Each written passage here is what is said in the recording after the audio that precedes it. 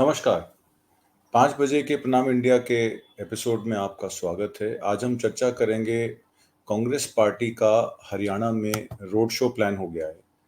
30 सितंबर से 3 तारीख तक राहुल गांधी और प्रियंका गांधी करेंगे हरियाणा में रोड शो।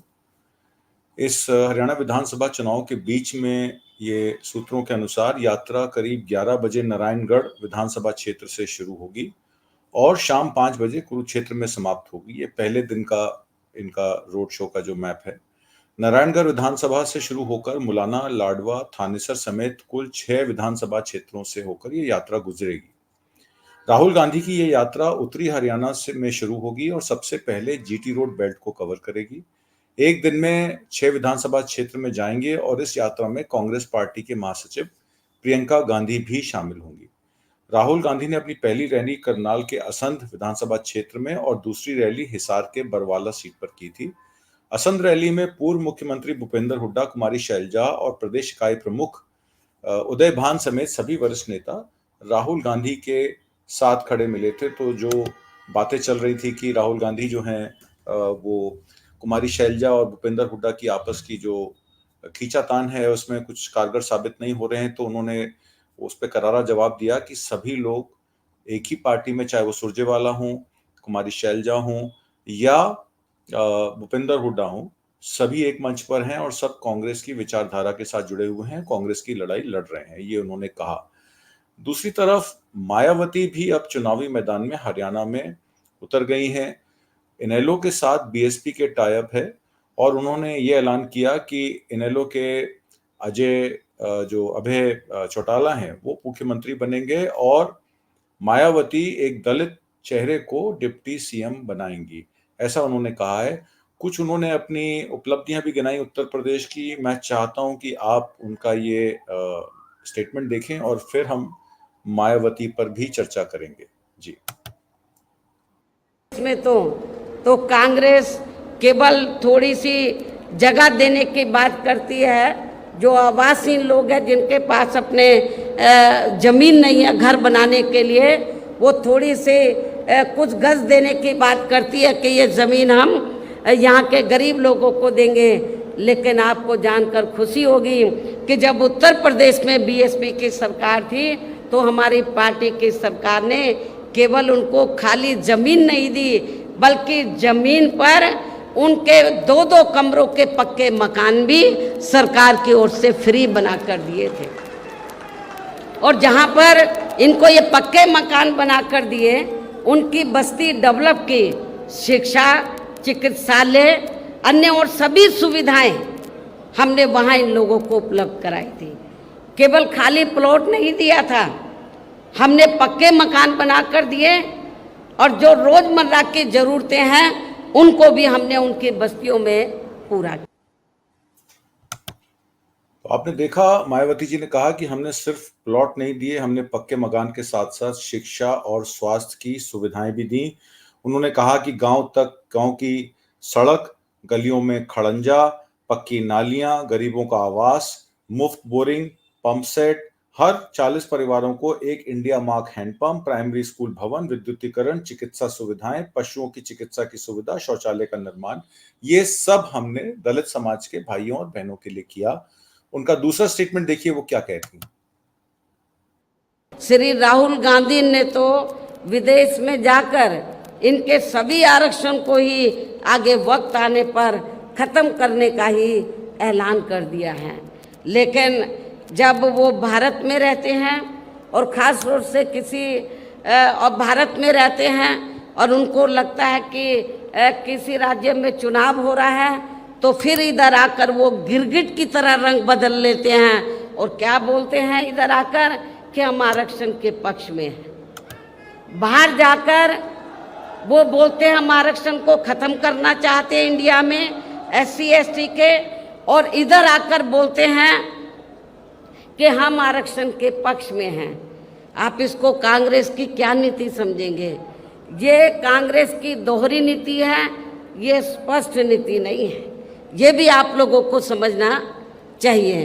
तो ऐसी कांग्रेस पार्टी जो SC ST के आरक्षण के बारे में कहती कुछ है और करती कुछ है, तो आपको इस पार्टी को जो इस बार हरियाणा में तो विधानसभा काम चुनाव हो रहा है, इस चुनाव में खास तौर से दलितों को इनको सबक सिखाना बहुत जरूरी है। आपने देखा मायावती जी ने वही किया जो भारतीय जनता पार्टी में अमित शाह और मोदी जी अभी तक अपनी चुनावी रैलियों में कहते आए। उनका ये कहना था कि राहुल गांधी अमेरिका में ये कहते हैं कि आरक्षण खत्म हो जाएगा। राहुल गांधी तो सामाजिक न्याय की लड़ाई लोकसभा इलेक्शन के पहले से लड़ रहे हैं। कॉन्स्टिट्यूशन की किताब हाथ में लेके जो आदमी जाति जनगणना कराने की बात करता है, जो ये कहता है कि 90 सेक्रेटरीज हैं, कि खाली 3 सेक्रेटरीज हैं जो दलित एससी एसटी समाज के हैं, तो किस तरीके से उनके स्टेटमेंट को तोड़ मड़ोड़ कर पहले अमित शाह साहब, फिर मोदी जी और अब मायावती इस बारे में कह रही हैं कि आरक्षण खत्म करना चाहती है कांग्रेस पार्टी, और राहुल गांधी ने अमेरिका में इस बारे में बात की। कोई भी ऐसा वीडियो या कोई भी स्टेटमेंट जो जारी की गई हो कांग्रेस पार्टी द्वारा जिसमें इस बात को पुरजोर समर्थन दिया गया हो, तो वो कहना चाहिए।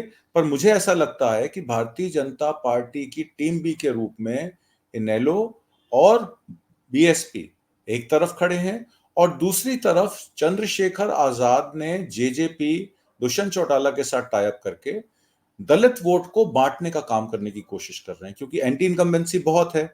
आपने देखा 2019 के इलेक्शन के लोकसभा इलेक्शन के बाद जब विधानसभा इलेक्शन हुए तो भारतीय जनता पार्टी को मात्र 30 सीटों पर ही विजय मिली, और जेजेपी उस समय क्योंकि नई पार्टी थी, अभय चौटाला से अलग होकर अजय चौटाला ने नई पार्टी बनाई थी, इस वजह से उनको 10 सीटें मिल गई, और उन्होंने फिर बाद में पोस्ट पोल अलायंस करके बीजेपी के साथ सरकार बना ली।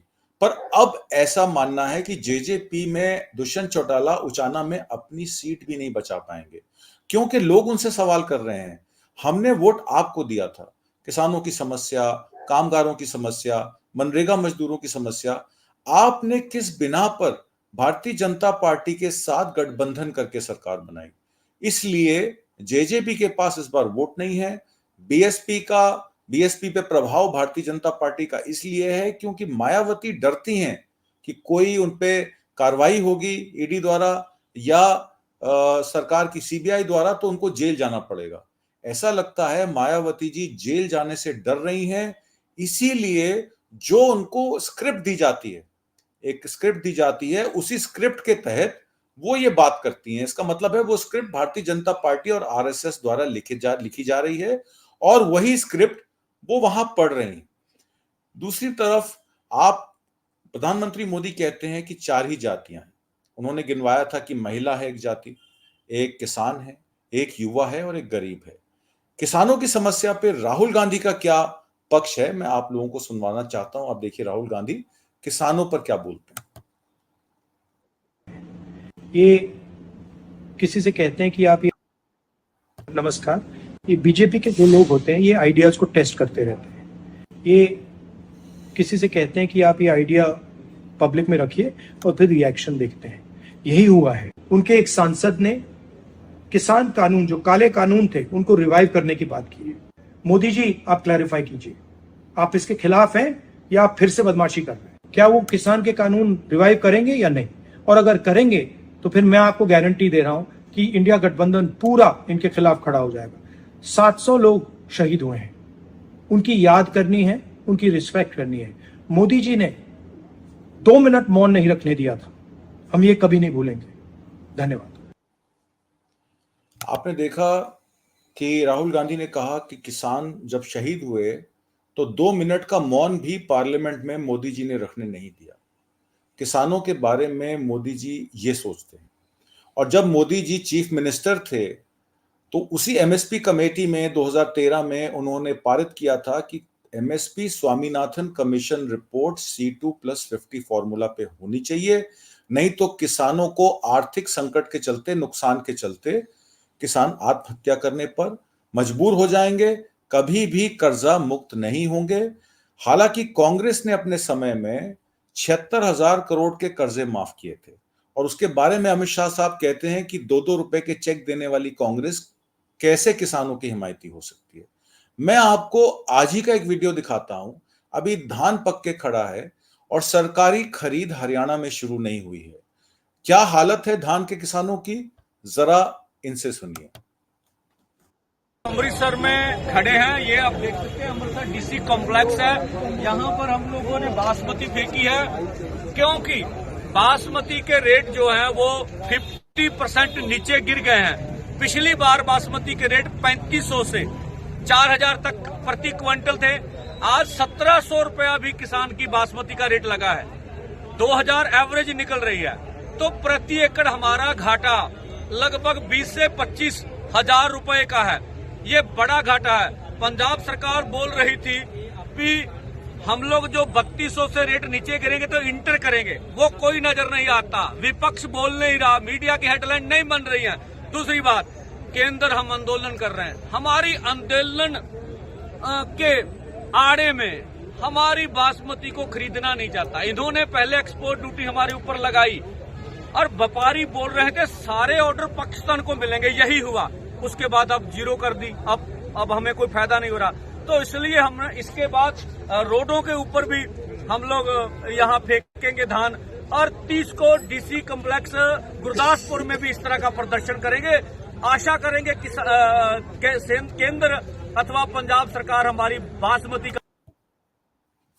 आपने देखा कि केंद्र और पंजाब और हरियाणा में बासमती की क्या हालत है, किसानों की क्या दुर्दशा है।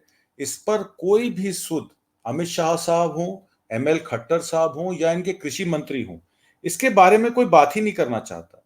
वो बात करते हैं सिर्फ इसलिए कि 4 वर्ग हैं और 4 वर्गों के लिए हमने किसानों को 1300 से एमएसपी 2300 दे दी। आपने देख लिया कि 2300 एमएसपी का क्या हाल हुआ। आज धान खरीदने पे सरकारी खरीद नहीं हो रही है और जो वहां पे आड़ती हैं, प्राइवेट पार्टीज हैं, वो 500 से 700 रुपए पे धान खरीद रही है। आप और हम बासमती चावल सबसे महंगा खरीदते हैं। किसानों को इस साल उसका आधा दाम भी नहीं मिला है। हताश किसानों ने सड़कों पर धान फेंककर प्रदर्शन किया। पिछले साल बासमती 1509 धान का भाव 3500 रुपए कुंटल था। आज इस साल भाव 2200 रुपए से भी नीचे गिर गया है। तो ये किसानों की दुर्दशा है, जिसके बारे में मोदी जी और अमित शाह साहब, एमएल खट्टर साहब, नायब सिंह सैनी साहब कोई बात नहीं करते हैं। दूसरा मामला, आज 5 दिन बाद हरियाणा में वोटिंग है। राम रहीम को इमरजेंसी पैरोल पर जेल से बाहर निकाला जा रहा है। भाजपा सरकार ने पैरोल की अर्जी चुनाव दफ्तर में लगा दी है और उम्मीद है कि बाबा जल्द बाहर होंगे। जब भी चुनाव आते हैं, बाबा राम रहीम जेल से पैरोल से बाहर आ जाते हैं। अपने अनुयायी को भारतीय जनता पार्टी को जिताने में लगवा देते हैं, क्योंकि उनको पता है कि अगर उनको पैरोल चाहिए तो भारतीय जनता पार्टी को वोट गिरवाने जरूरी हैं। हालांकि 20 साल की सजा भुगत रहे राम रहीम बलात्कार के मामले में, संगीन वारदातों में, उसमें मर्डर केस भी इन्वॉल्व है, उसमें बलात्कार भी है, और ये सजा उनको सरकार दे चुकी है। कोर्ट से उनकी सजा हो चुकी है। उसके बाद वो पैरोल पर कैसे छूट के आते हैं, ये समझ में नहीं आता है।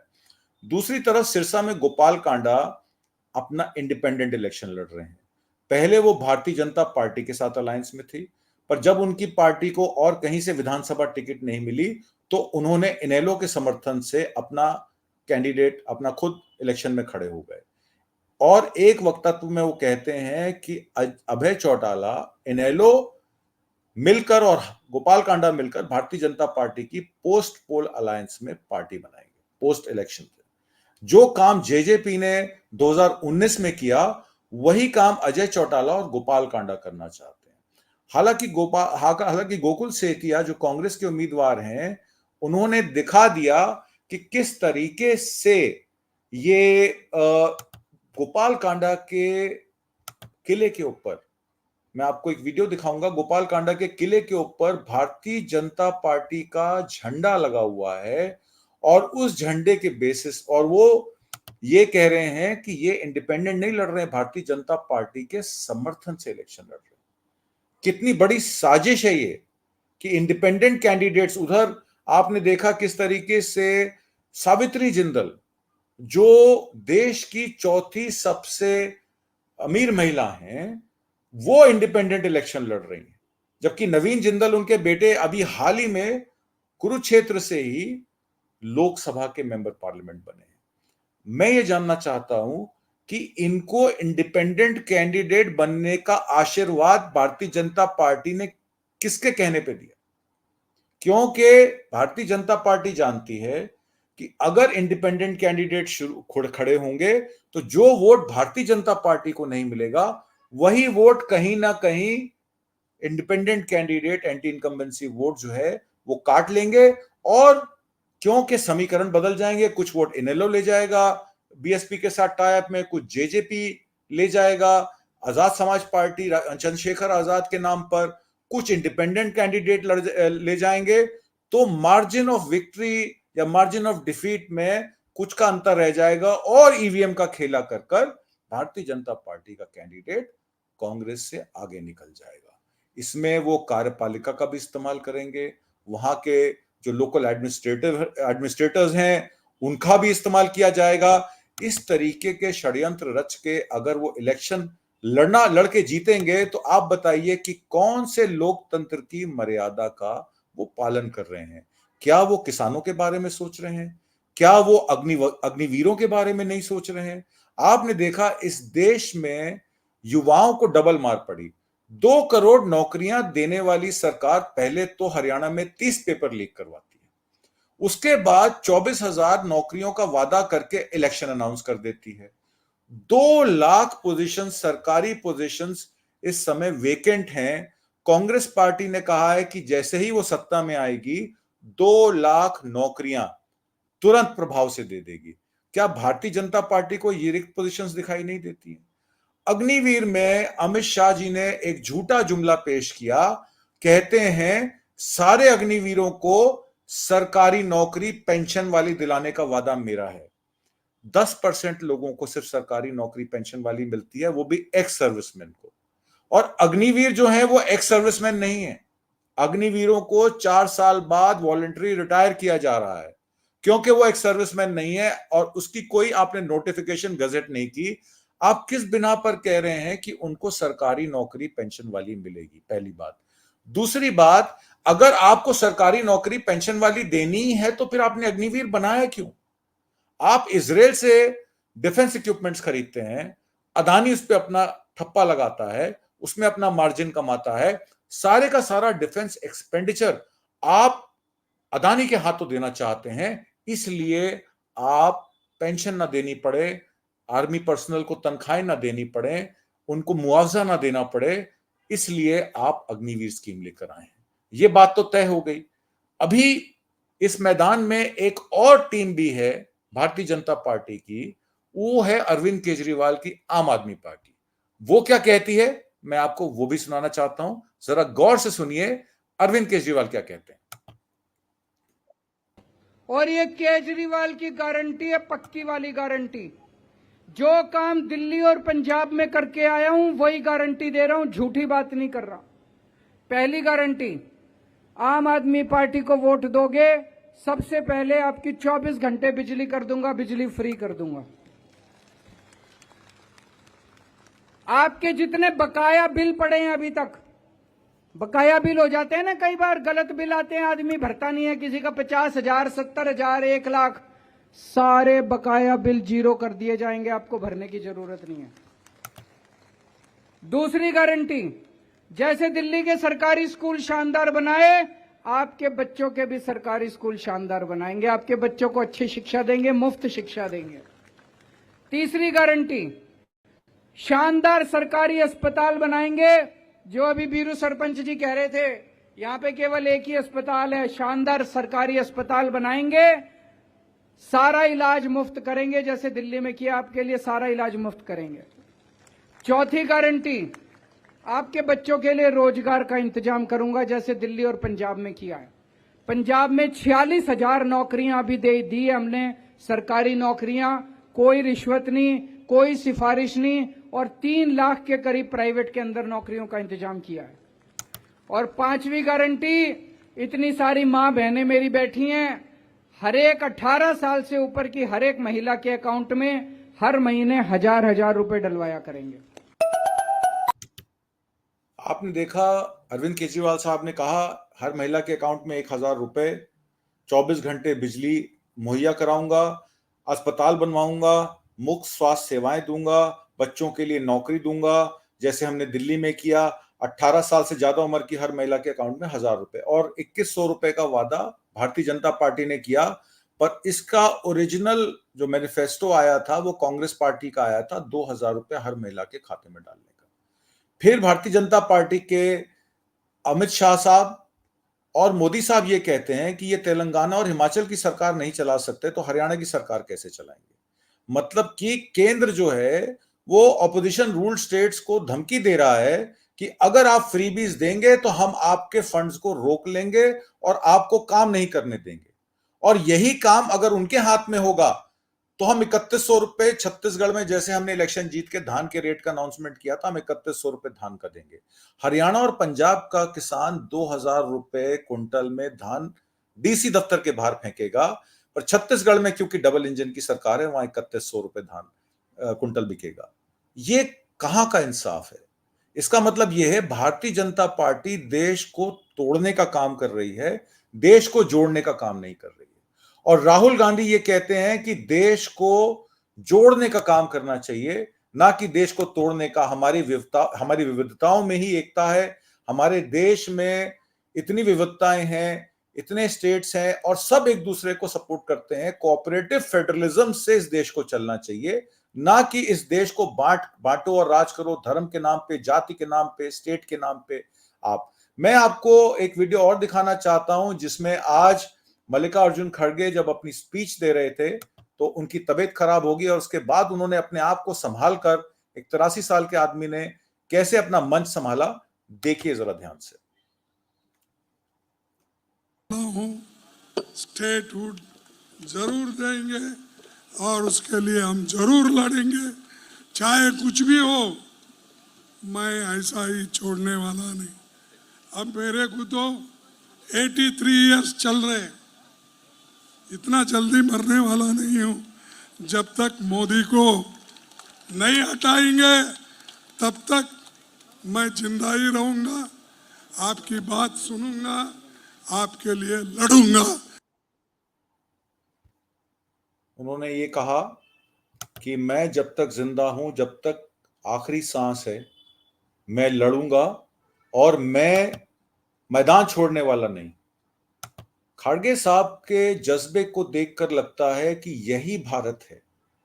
भारत में लोक सेवा, भारत में आखिरी पायदान पर आदमी खड़े को किस तरीके से हमारा बेनिफिट मिल सके। आपने देखा देश में इतनी सारी चीजें आई, पहले रेडियो आया, फिर ट्रांजिस्टर आया, फिर टीवी आया, अब मोबाइल फोन से हम सब काम करते हैं।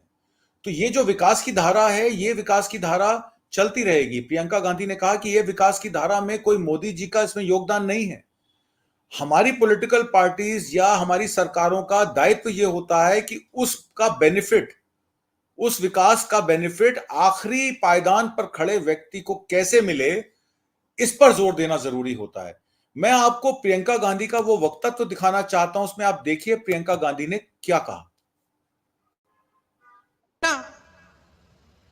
आपसे जब छीना गया तो आपको क्या क्या बताया गया कि इससे बड़ा फायदा होगा आपका? क्या फायदा हुआ मैं जानना चाहती हूं। मैं जानना चाहती हूं आप में से कोई मुझे बताए क्या फायदा हुआ।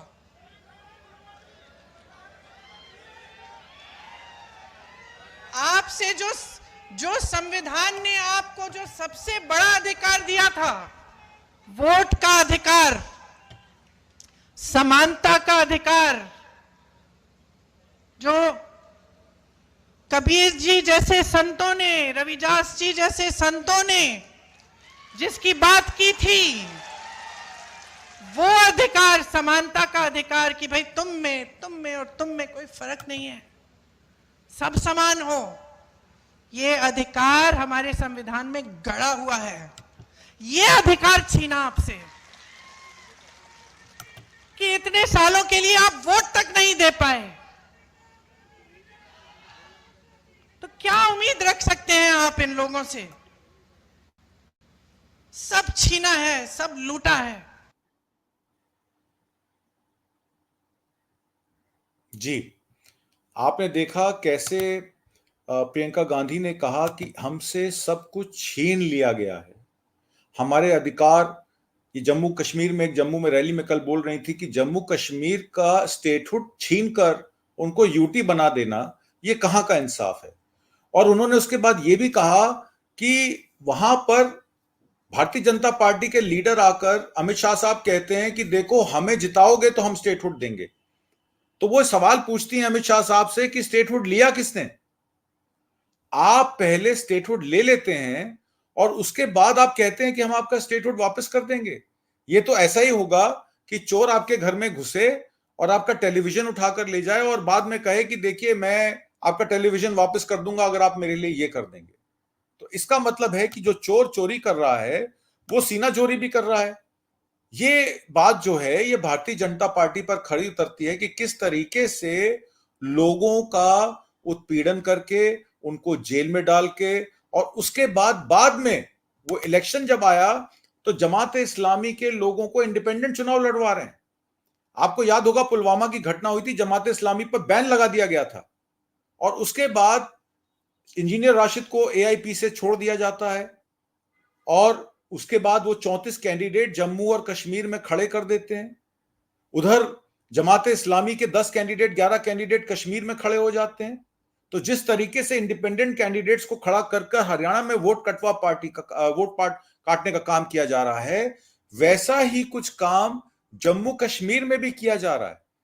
इंडिपेंडेंट कैंडिडेट जो रायशुमारी मांगते थे, जो आजाद कश्मीर की बात करते थे, वो आज खड़े हो गए हैं आपसे ये कहने कि हम भी डेमोक्रेसी में बिलीव करते हैं, हम भी चुनाव में बिलीव करते हैं, हमें भी कैंडिडेट बनना है, इलेक्शन लड़ना है। कल को वो इलेक्शन हार जाएंगे तो क्या फिर से वो पत्थरबाजी करेंगे, फिर से बंदूक उठा लेंगे और फिर से वहां अराजकता फैलेगी? इसकी गारंटी कौन देगा? गृह मंत्री अमित शाह साहब इसका भी जवाब दें। उसके बाद प्रियंका गांधी ने एक और इंपॉर्टेंट बात की जो मैं आप लोगों को दिखाना चाहता हूं। जुड़ाव होता है राजनीतिक, एक पारिवारिक जुड़ाव होता है, एक ऐसा जुड़ाव होता है जो अपनी जमीन से होता है, जहां अपने परिवार के पुश्तों की पैदाइश है, वो एक अलग बात होती है। वो एक लगाव होता है जो शायद लफ्जों में बताया भी नहीं जा सकता। जम्मू कश्मीर से मेरे परिवार के सदस्यों का यही जुड़ाव है, यही लगाव है। मैं यहां आती हूं तो आपकी शक्लें भी मेरे से मिलती जुलती हैं। काफी बार मैं देखती हूँ, गाड़ी से देखती हूँ या किसी से मिलती हूँ, कहती हूँ तो ऐसे लगता है कि मेरी बहन है। तो एक अलग जुड़ाव है। आपको शायद मालूम नहीं होगा, मेरी दादी इंदिरा जी की हत्या से 4-5 दिन पहले हम लोग घर पे बैठे थे। मैं 12 साल की थी, राहुल जी 14 साल के थे। अचानक दादी ने कहा, बड़ा दिल कर रहा है कश्मीर जाने का। जो चिनार के पेड़ हैं पतझड़ के समय जो गिरते हैं, मैं उन्हें देखना चाहती हूं। तो हम दोनों बच्चे थे, बहुत खुश हुए, चलो दादी के साथ कश्मीर चलेंगे। तो दादी हमें कश्मीर लाई। पहली बार मुझे खीर भवानी के मंदिर में ले गई। उसके बाद एक बड़े आध्यात्मिक गुरु थे उनके, पंडित लक्ष्मण जी, उनका आश्रम होता था श्रीनगर में, वो वहां गई। फिर हम दिल्ली आए। 3-4 दिन बाद ही उनकी हत्या हो गई, वो शहीद हो गई। तो अक्सर मुझे लगता है कि कैसा बुलावा था ये, कि एकदम अपनी हत्या से 4-5 दिन पहले अचानक बोली मुझे कश्मीर जाना है। ये अपनी धरती का बुलावा था, ये माता का बुलावा था कि वो खीर भवानी गई। पहली बार अपने दोनों पोती पोती को वहां ले गई। और उसके बाद से जब भी मैं श्रीनगर जाती हूं, मैं जरूर खीर भवानी माता के यहाँ जाती हूं और अपनी दादी को याद करती हूं। ये उन्होंने कहा प्रियंका गांधी ने कि मैं जब भी खीर भवानी मंदिर जाती हूँ अपनी दादी को याद करती हूँ। ये मैंने वीडियो आपको इसलिए दिखाया कि लीडर का काम है पब्लिक से कनेक्ट करना और उनकी आस्थाओं से, उनकी विषमताओं से, उनकी प्रॉब्लम से, उनकी स्टेट से अपने आप को कैसे जोड़ना है। जब उन्होंने ये कहा कि मेरा परिवार यहां को बिलोंग करता है और मेरी दादी को जब आखिरी वक्त आया तो उनको अपने लोग, अपने ही चीजें याद आई, अपने ही जिन गुरुओं के पास वो जाती थी वो गुरु याद आए। उन्होंने जमीन से अपने पैर नहीं हटाए। और यहां प्रधानमंत्री मोदी जी, मणिपुर में आग लगी होती है, कहां होते हैं वो? कभी यूक्रेन में होते हैं, कभी इटली में होते हैं, कभी रशिया में होते हैं, और कभी वो कोऑर्डिनेशन की कॉन्फ्रेंस में अमेरिका में होते हैं। आपने कभी उनको मणिपुर जाते देखा? कभी आपने देखा जहां बाढ़ग्रस्त एरिया है वहां पे क्या हालात हैं, वहां हालात का जायजा लेने जाते हैं मोदी जी?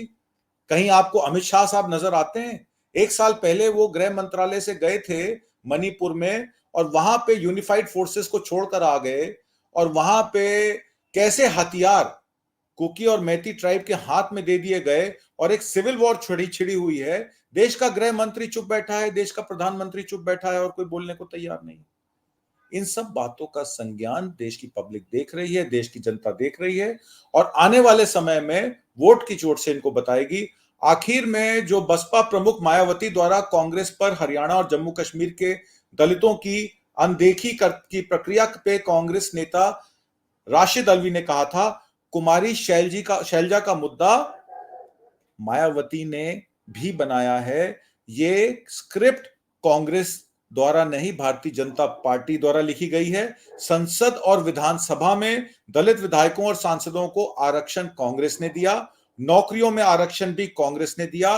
लेटरल एंट्री के खिलाफ यूपीएससी की नोटिफिकेशन को रद्द कराने में इंडिया ब्लॉक में कांग्रेस ने उसकी कवायद की, तब जाके वो लिटरल एंट्री का नोटिफिकेशन हटाया गया।